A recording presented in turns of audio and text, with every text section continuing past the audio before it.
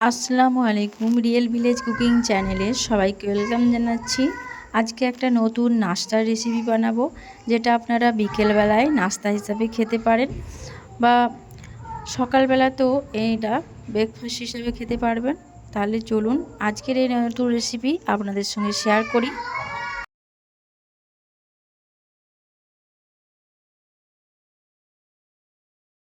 এখানে একটা আমি কড়াই নিয়ে নিয়েছি, আর এখানে দিয়ে দিচ্ছি আমি 4 বাটি পরিমাণে সুজি। গ্যাসের ফ্লেম এখন বন্ধ আছে। আর দিয়ে দিচ্ছি ময়দা হাফ বাটি পরিমাণে, আর 1 বাটি পরিমাণে জল দিয়ে দিলাম। এবার এর মধ্যে অ্যাড করব, আবারও আমি হাফ বাটি দিয়ে দিলাম জল, মোট 1.5 বাটি পরিমাণে জল দিয়ে দিলাম। এবার এর মধ্যে আমি দিয়ে দেব লবণ, টেস্ট অনুযায়ী লবণ দিতে হবে। এবার গ্যাসের ফ্লেমটা আমি অন করে দিয়েছি, অনবরত নাড়াচাড়া করে ভালোভাবে মিশিয়ে নেব। একটা ডো তৈরি করে নিতে হবে।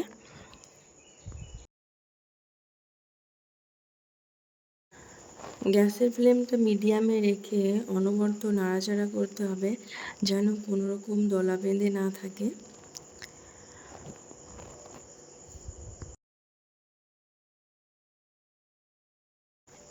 এর মধ্যে যে শক্ত শক্ত ভাব থাকে সেটাকে ভালোভাবে হাতার সাহায্যে একটু নাড়াচাড়া করে ভালোভাবে মিশিয়ে নিতে হবে। আর যখন দেখবেন যে খুব ভালোভাবে মেশানো হয়ে গেছে আর উঠে আসছে, সেই পর্যায়ে বুঝে নিতে হবে এটা ডোটা পুরো রেডি হয়ে গেছে। এই দেখুন, এখানে ডোটা আমার প্রায় হয়ে এসেছে।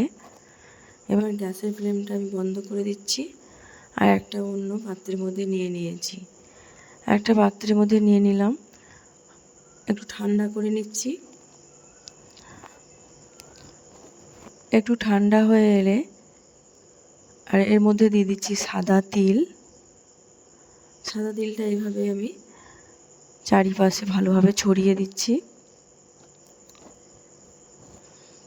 এবার এর মধ্যে আমি দিয়ে দেবো, আবারও কিছুটা পরিমাণ দিয়ে দিলাম, বাকি যেটা ছিল।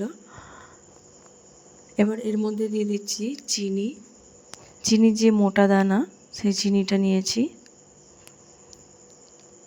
এই মোটা দানা চিনিটা আমি ভালোভাবে একটু মিশিয়ে নেব। আর যখন ভাজা হবে এর খাওয়ার সময় এই দানাটা হালকা মুখে লাগবে আর খেতেও ভালো লাগবে। এবার খুব ভালোভাবে হাত দিয়ে মিশিয়ে নেব।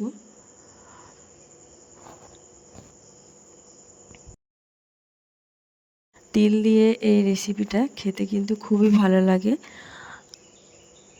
মুখে যখন দেবেন এই তিলের যে ভাজা, একটু ভাজা হয়ে যাবে, তারপর যখন মুখে দেবেন খেতে খুব ভালো লাগে।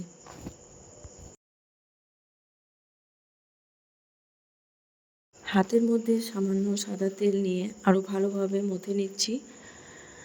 যখন খুব ভালোভাবে মথে নেওয়া হয়ে যাবে, এবার এর থেকে অল্প অল্প করে নেব।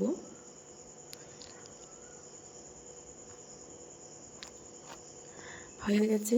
এবার এর থেকে আমি অল্প অল্প করে নিয়ে নিচ্ছি, আর হাতের তালুর মধ্যে দিয়ে একটু গোল করে নেব। এরকম করে গোল করে নেব, আর হালকা করে একটু প্রেস করে নেব। এরকম, ঠিক এরকম সাইজ হবে।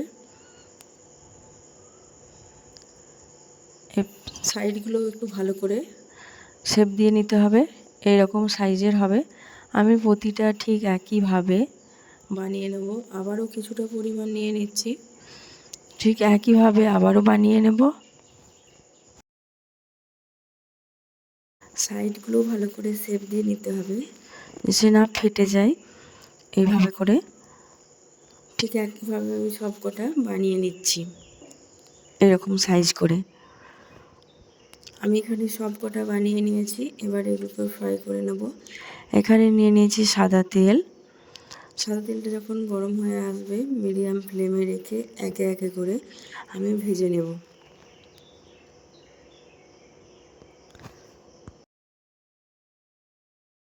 মিডিয়াম ফ্লেমে রেখে এগুলোকে ভাজতে হবে, নাহলে ভেতরে কাঁচা থেকে যাবে আর উপর থেকে ভাজা হয়ে যাবে।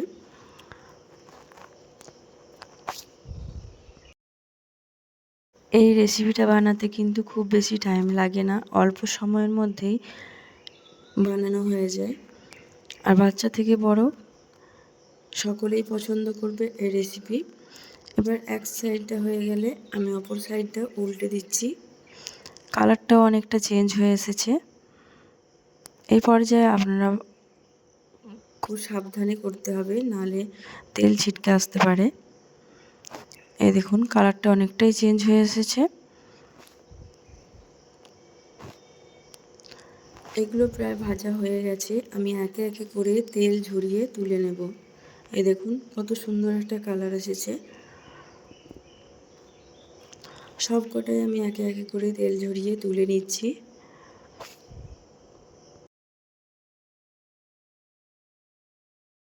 এই দেখুন প্রতিটা কিন্তু ধারগুলো ফেটে যায়নি, সবগুলো একই রয়েছে।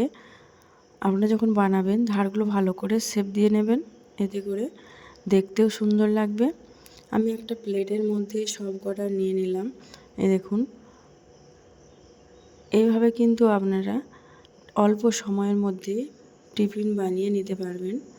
বিকেলের নাস্তায় হালকা টিফিনে এইভাবে বানিয়ে খেতে পারবেন। বাচ্চা থেকে বড় সকলেই খেতে পারবে। আর খেতে কিন্তু খুবই সুস্বাদু, ওপর থেকে মুচমুচে এবং ভেতরে নরম। আর ওপরে তিলের মিশ্রণ, মুখে লাগবে, খেতে অসাধারণ লাগবে। এই দেখুন কতটা সুন্দর হয়েছে। এইভাবে আপনারা বাড়িতে একবার হলেও ট্রাই করে দেখবেন, খুবই টেস্টি হয় এই রেসিপিটা। আমার এই রেসিপি যদি আপনাদের ভালো লেগে থাকে একটা লাইক দেবেন এবং সাবস্ক্রাইব করে পাশে থাকার অনুরোধ রইল। আমি একটা আপনাদেরকে ভেঙেও দেখাবো যে ভেতরে কতটা নরম আর ওপর থেকে মুচমুচে। এই দেখুন, এই দেখুন। তাহলে একবার হলেও আপনারা ট্রাই করে দেখুন।